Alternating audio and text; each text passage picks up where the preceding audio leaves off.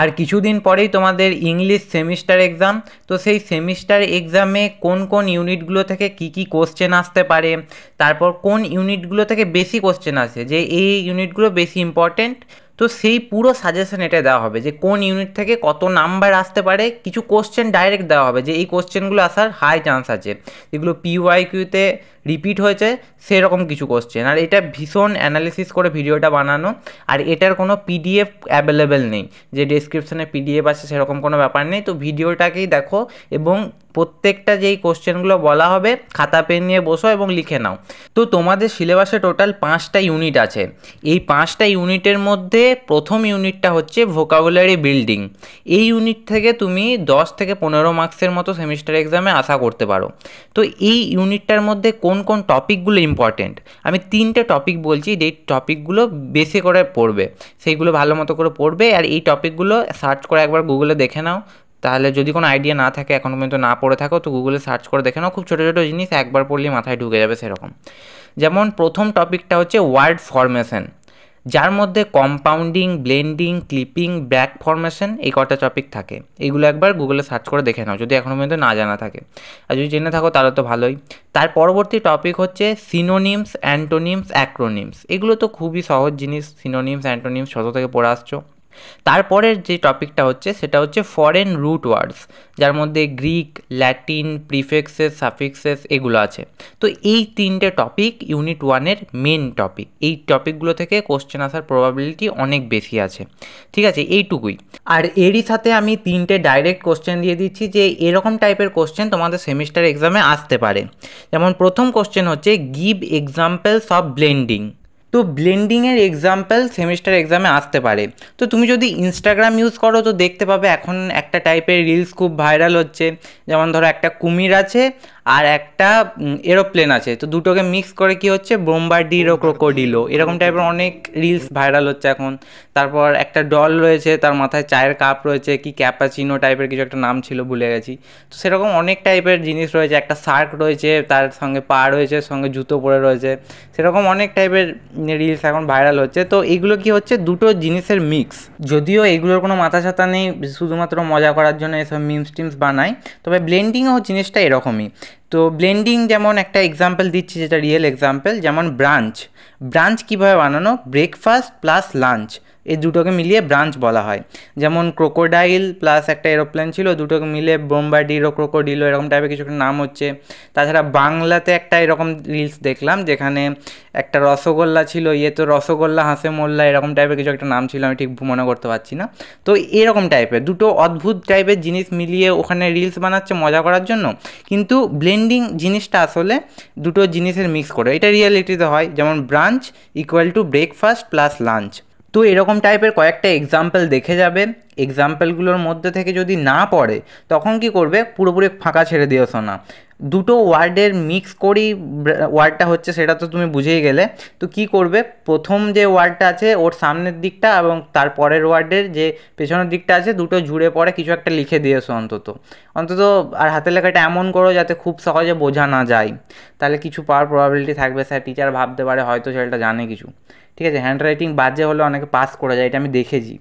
ঠিক আছে, একটু অদ্ভুত লাগবে শুনতে, কিন্তু অনেক সময় এটা হয়েছে যে ওর হ্যান্ড রাইটিংটা এমনই দেখে ভালো লাগছে দূর থেকে, কিন্তু কী লিখেছে ভেতরে বোঝা যাচ্ছে না। আমার এরকম একটা বন্ধু আছে যে যার হাতের লেখাটা দূর থেকে দেখে ভালো মনে হয়, কিন্তু ভেতরে কী লিখেছে বুঝতে পারা যায় না। যদিও আমি নিজেই টিপস দিই যে হ্যান্ড রাইটিং ইমপ্রুভ করো, হ্যান্ড রাইটিং যদি ভালো হয় তাহলে টিচার সেটা দেখে ইমপ্রেস হবে এবং তুমি ভালো মার্কস পাবে। কিন্তু কখনো কখনো এইসব টিপস ট্রিক্স উল্টো কাজ করে যায়। যেমন এই ক্ষেত্রে বললাম যে কারো কারো হ্যান্ড রাইটিং ভালো হয় না, তো সেগুলো তাদের অ্যাডভান্টেজে কাজ করে। তো সেরকম অবস্থা বুঝে ব্যবস্থা নিও। একদম ধরো কিছুই পারছো না, তখন এই টিপসটা কাজে লাগিও যে প্রথম যে ওয়ার্ডটা আছে এবং দ্বিতীয় যে ওয়ার্ডটা আছে, প্রথম ওয়ার্ডটার প্রথম দিকটা, দ্বিতীয় ওয়ার্ডটার শেষের দিকটা, দুটোকে জুড়ে কিছু একটা লিখে দিও আর মিডিলটা এমন করে লিখো যাতে ঠিকঠাকভাবে বোঝা না যায়। ঠিক আছে, যদিও একটু অদ্ভুত টাইপের টিপস এরকম আমি দিয়ে থাকি, কিন্তু কাজে দেবে সেটা মনে রাখো। ঠিক আছে, আর দ্বিতীয় যে কোশ্চেনটা হচ্ছে সেটা হচ্ছে ডিফাইন ক্লিপিং। ক্লিপিং জিনিসটা হচ্ছে কোনো একটা বড় ওয়ার্ডকে শর্টে লেখা। যেমন ধরো অ্যাডভার্টাইজমেন্টকে আমরা শর্টে অ্যাড বলি। যেমন বলি না যে টিভিতে অ্যাড দিচ্ছে, ইউটিউবে কোনো ভিডিও দেখার আগে সেখানে অ্যাড আসে, তো সেরকমই অ্যাডভার্টাইজমেন্ট, এত বড় কথাটা বলার থেকে ভালো শর্টে কিছু একটা, তো ওই জন্য অ্যাডভার্টাইজমেন্টকে অ্যাড বলা হয়। তো এইটাই হচ্ছে ক্লিপিং। এরকম আরও একটা এক্সাম্পল দেখে নিও, এগুলো এক্সামে আসতে পারে। 3 নাম্বার কোশ্চেন হচ্ছে আইডেন্টিফাই সিনোনিমস অ্যান্টোনিমস। এর একটা এক্সাম্পল ধরো কেওস ভার্সেস কসমস, এরকম টাইপের এক্সাম্পল আরও কয়েকটা দেখে নিও। এই যে 3টে কোশ্চেন বললাম, এরকম 3টে টাইপের কোশ্চেন সেমিস্টার এক্সামে আসার ভীষণ হাই প্রবাবিলিটি আছে। তো এই কোশ্চেনগুলো দেখে নিও। ইউনিট 1-এ এইটুকুই। ইউনিট 1 থেকে বললাম যে 10 থেকে 15 মার্কসের মতো আসতে পারে। তো এতক্ষণ যে জিনিসগুলো বললাম এগুলো থেকে তুমি ধরে রাখো 10 থেকে 15 মার্কসের মতো সেমিস্টার এক্সামে আশা করতে পারো। এরপর আসা যাক ইউনিট 2 নিয়ে, যেটার নাম হচ্ছে বেসিক রাইটিং স্কিলস। এই ইউনিটটা থেকে তুমি 15 থেকে 20 মার্কসের মতো সেমিস্টার এক্সামে আশা করতে পারো। যে টপিকগুলো এটার মধ্যে ইম্পর্টেন্ট সেটা হচ্ছে sentence type, simple, compound, complex. এইগুলো ছোটো থেকে পড়ে আসছো, কিচ্ছু বলার নেই, এগুলো এতটাই ইজি। এমনি নর্মালি জানো, তবুও জিনিসগুলো দেখে যেও, এক্সাম তো একটু পড়ে যাওয়া ভালো। যে জানি বলে কনফিডেন্সে চলে যাওয়া ঠিক না, পড়ে যেও।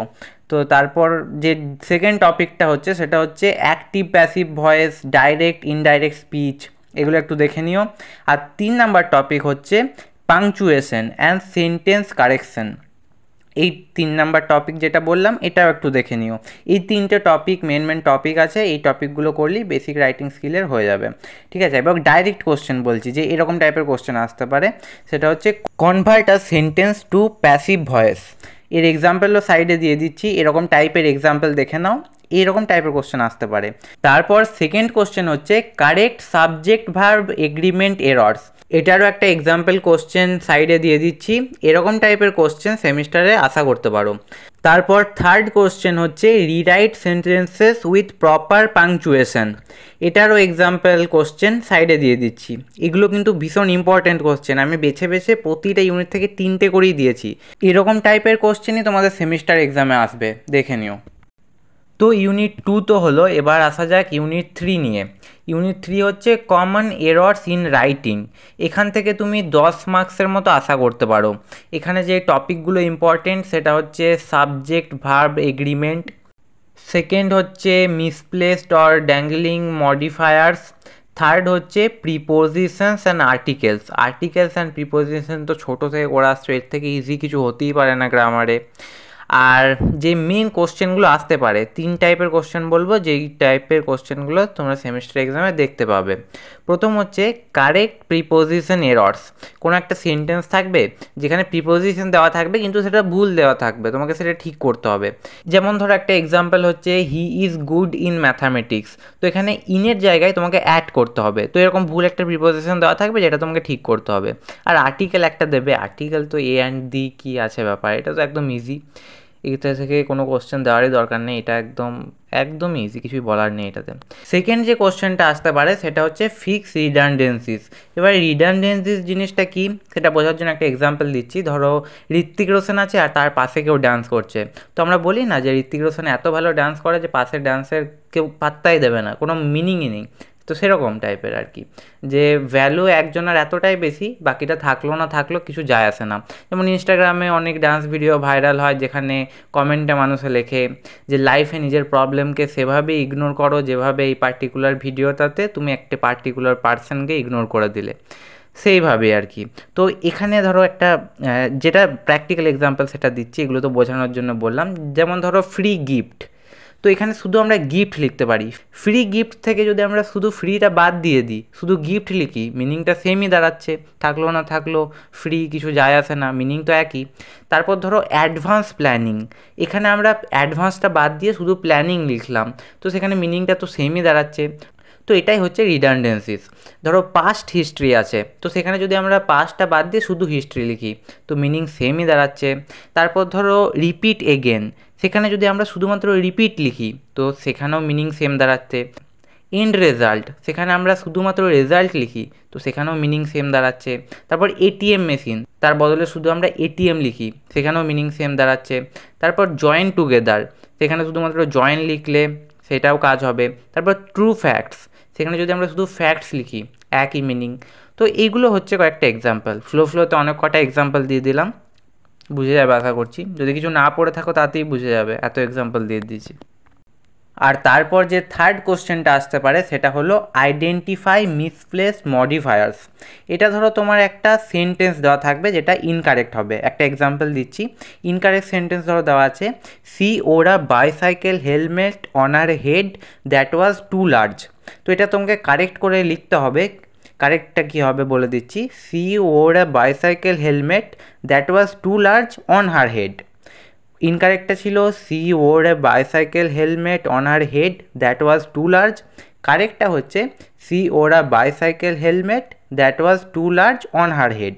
তো এটার আরেকটা এক্সাম্পল কোশ্চেন স্ক্রিনে দিয়ে দিচ্ছি, এটা একটু দেখে নিও, এটা থেকে প্র্যাকটিস করো, কাজে দেবে। তো ইউনিট 3 হয়ে গেল, এবার আসা যাক ইউনিট 4-এ। ইউনিট 4 যেটার নাম হচ্ছে nature and style of sensible writing. এখান থেকে তুমি 10 মার্কসের মতো আশা করতে পারো। এর যে ইম্পর্টেন্ট টপিক সেগুলি হচ্ছে ডেসক্রিপটিভ ভার্সেস এক্সপোজিটরি রাইটিং, আর সেকেন্ড ইম্পর্টেন্ট টপিক হচ্ছে techniques, defining, classifying, providing evidence. আর ডাইরেক্ট কোশ্চেন যেগুলো আসতে পারে এখান থেকে সেটা হচ্ছে explain descriptive writing with an example, difference between defining and classifying, write an introduction for an essay of pollution, এইসব। এখন ইউনিট 4ও হয়ে গেল, এবার আসা যাক লাস্ট ইউনিট অর্থাৎ ইউনিট 5, যেটার নাম হচ্ছে রাইটিং প্র্যাকটিসেস। এখান থেকে তুমি 20 থেকে 25 মার্কস পর্যন্ত আশা করতে পারো এই একটা ইউনিট থেকে। তো এটা খুবই ইম্পর্ট্যান্ট আর ততটাই ইজি, কারণ এটা তোমার একদম কমন সেন্স ইউজ করে লিখতে পারো, খালি ফরম্যাটগুলো তোমাকে একটু দেখে নিতে হবে। এই যে টপিকগুলো পড়ে ইম্পর্ট্যান্ট টপিক হচ্ছে প্রিসি রাইটিং, তারপর বিজনেস লেটার আর ইমেল রাইটিং, এসে রাইটিং, এইগুলো। আর এইগুলো থেকে যেরকম কোশ্চেন আসতে পারে সেগুলো হচ্ছে draft a complaint email about poor hospital conditions, তারপর write a precis of given passage, তোমার একটা বড় মতো কিছু প্যাসেজ দেওয়া থাকে সেটাকে ছোট করে লিখতে হয়, ওটাই প্রিসি। তারপর ধরো আবার কোশ্চেন আসতে পারে prepare a CV or cover letter for a job application. তো এই জিনিসগুলো এমনই, তুমি ফরম্যাট দেখবে, বাকি জিনিসটা নিজেই লিখতে পারবে। ইংলিশ তো নিজে একটু বানিয়ে বানিয়ে লিখেই দিতে পারবে, কোনো বড় ব্যাপার না ওটা। প্রিসি জিনিসটা তো আরও ইজি, ওটাতে তোমাকে খালি কোনো একটা বড় কিছু দিয়ে দেবে, সেটাকে খালি ছোটো করে লিখতে হবে, তার সারমর্ম এটুকুই জিনিস। আর সিভি লেখা, জব অ্যাপ্লিকেশান, এগুলো একটা দেখে নেবে যে কোনো ফরম্যাটটা, বাকি সব নিজেই বানিয়ে লিখে নিতে পারবে। তো ইউনিট ওয়াইজ সাজেশন দিয়ে দিলাম, এবার কিছু ফাইনাল সাজেশন দিয়ে রাখি। যেমন ধরো কিছু কিছু টপিক আছে যেগুলো বারবার রিপিট হচ্ছে, যেমন ওয়ার্ড ফরমেশন, ব্লেন্ডিং, ক্লিপিং, এই জিনিসগুলো। তারপর সেন্টেন্স কারেকশন, যার মধ্যে সাবজেক্ট, ভার্ব, এগ্রিমেন্ট, প্রিপোজিশন এগুলো থাকে। তারপর ডাইরেক্ট আর ইনডাইরেক্ট স্পিচ অ্যান্ড অ্যাক্টিভ আর প্যাসিভ ভয়েস, এইগুলো।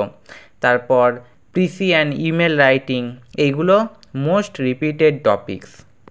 তারপর হাই ওয়েটেজ ইউনিটস, কোন ইউনিটগুলো থেকে বেশি কোশ্চেন আসবে সেইটার মধ্যে দুটো ইউনিট বলবো। প্রথমত হচ্ছে ইউনিট 2 বেসিক রাইটিং স্কিল, যার মধ্যে গ্রামার, পাংচুয়েশন, এই জিনিসগুলো দেখবে। তারপর সেকেন্ড যে ইউনিটটা বলবো সেটা হচ্ছে রাইটিং প্র্যাকটিসেস, প্রিসি, ইমেলস, এসে, এসব রাইট করতে হবে সেইগুলো। তারপর তোমাকে কোন জিনিসটা প্র্যাকটিস করতে হবে সেটাও বলে রাখি, কনভার্ট সেন্টেন্সেস, সিম্পল থেকে কম্পাউন্ড, কম্পাউন্ড থেকে কমপ্লেক্স, এরকম যে চেঞ্জগুলো হয় যেগুলোতে কনভার্ট করতে হয় সেই জিনিসটা করে রাখবে, এরকম প্র্যাকটিস করে রাখো, এগুলো কাজে দেবে। তারপর correct grammatical errors in given sentences, কোনো একটা সেন্টেন্স দেওয়া থাকবে, সেখানে যেই গ্রামাটিক্যাল মিস্টেক থাকবে, গ্রামাটিক্যাল এরর থাকবে, সেটাকে কারেক্ট করতে হবে। তারপর যেটা প্র্যাকটিস করতে হবে সেটা হচ্ছে write a formal email, email লেখা প্র্যাকটিস করো। কমপ্লেন্ট বা জব অ্যাপ্লিকেশন এইগুলো বিশেষ করে প্র্যাকটিস করো। আর এমসিকিউর জন্য বিশেষ করে সিনোনিমস, অ্যান্টোনিমস আর ওয়ার্ড ফরমেশন এইগুলোতে বিশেষ করে প্র্যাকটিস করো। আর তার সাথে সাথে কমন এরর যেটা আইডেন্টিফাই করতে হয় সেটাও দেখে রাখো। তো এই ছিল ইংলিশের সাজেশন। লাস্টে একটাই কথা বলবো যে ইউনিট 2, 3 এবং 5-এর ওপর বেশি করে ফোকাস করো, কারণ ওই ইউনিটগুলো থেকে বেশি কোশ্চেন আসে। আর পিওয়াইকিউ প্র্যাকটিস করো, পিওয়াইকিউ থেকে দেখলে কোশ্চেনগুলো বুঝতে পারবে। আমি যে সাজেশনটা দিলাম ওখান থেকে দেখবে পিওয়াইকিউ কোশ্চেন অলরেডি এসেছে, এবারেও তাই আসবে, ওই রকম টাইপের কোশ্চেনই আসে। তারপর যে রাইটিং স্কিলস আছে, যেমন precis writing, email writing, essay writing, এই জিনিসগুলোও দেখে রাখো, এগুলো একটা দুটো দেখে নাও। এগুলো যদি ডাইরেক্টলি এক্সামে না আসে তো ওই ফরম্যাটগুলো দেখলে এইভাবে লিখতে হয় সেটা সম্পর্কে একটা আইডিয়া হবে, তুমি নিজেই বানিয়ে লিখে দিতে পারবে। এগুলো কোনো বড় ইস্যু নয়, ইংলিশ ভীষণ ইজি সাবজেক্ট, পাস করা নিয়ে তো টেনশনই নেই, তবে ভালো রেজাল্ট করার জন্য একটু পরিশ্রম করে নাও, হয়ে যাবে আরামসে।